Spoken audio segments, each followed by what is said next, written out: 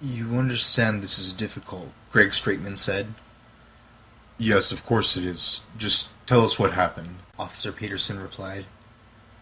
Well, like you know, David just snapped that day. He came in with that survival knife.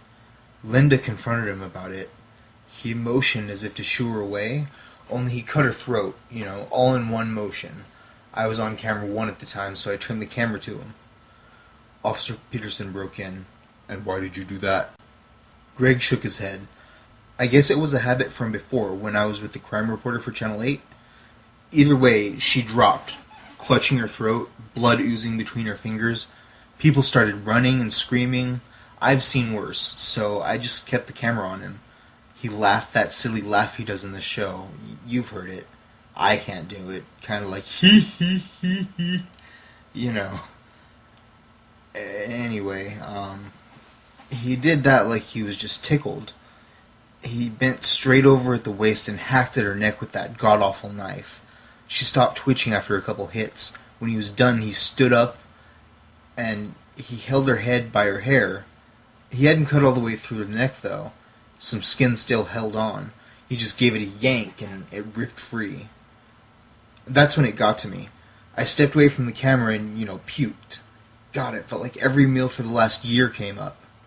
After that, I was fixing to bail, but he saw me. His stare held me like, I don't know what, but I couldn't move. He pointed at me with his left hand, the one holding Linda's head.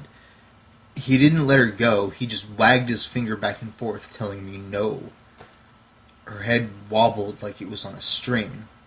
He said, and pointed to the camera. This son of a bitch. He wanted me to film him.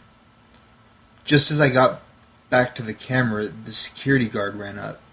He shouted something at Sonny, David, and pointed his gun at him.